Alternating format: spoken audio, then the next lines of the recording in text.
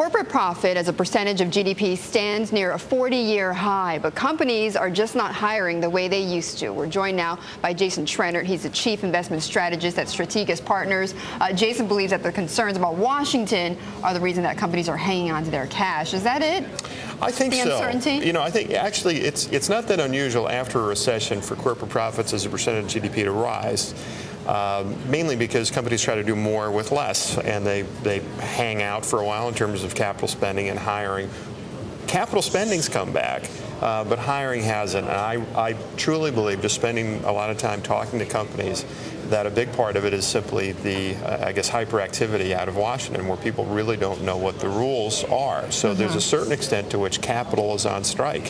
One of the ironies here is that corporate balance sheets are maybe the strongest they've been. Because there's so much cash. Because there's so much cash, and some of it's outside the U.S., but still, there's plenty of raw materials with which to hire and spend on CapEx. But I think the problem is that people some of them, though, using their cash for acquisitions, though. Just recently, and it was a very positive change, I think, last week. Especially, I would say, in the tech area has probably been leading the parade. They have no debt. Those companies, technology companies, generally speaking, and they're not going to pay them out in dividends. It's kind of seen as outre for a lot of tech companies.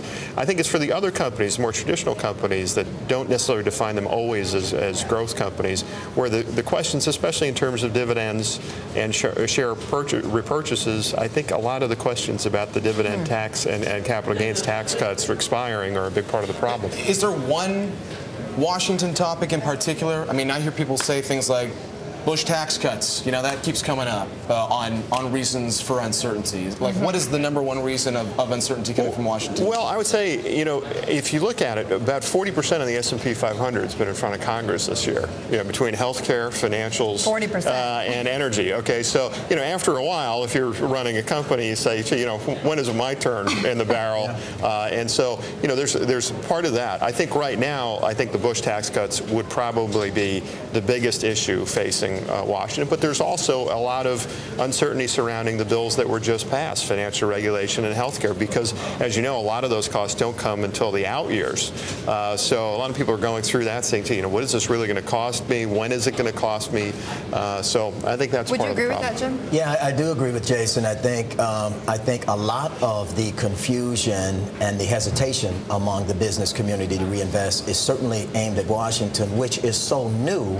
Because, when I saw that the need for Washington to get involved in the corporate business, take ownership stakes in corporations, my initial fear was to have congressmen with that sort of influence and power. How do they get out? How do they understand it? How do they exercise it? And what has happened is that with the CEO that used to run his company for the benefit of shareholders, now has to look over his shoulder to see what the government has to say. I think that's a significant But at some point, because that's the issue of regulation is a long-term issue. Hiring, though, eventually is going to happen before you resolve this long-term issue. I think typically, Betty, what would happen is that companies, they try to do more with less, and then eventually they have to come to the conclusion that, listen, if I really want to grow, I have to hire people. There's a limit to how much and I think the good news, I think we're close to that point. I think that the structural level of unemployment, because of the structural problems in the economy, is probably going to remain high for a long time. But my best expectation, though, is that the unemployment rate is likely to come down over the next year. But this is not unlike the CEO decision on spending more money. I mean, the same person who's deciding how much you spend on stuff is the same person who decides on whether they're going to hire more people. It's not? It's the correlations between capital expenditures and hiring are very, very high.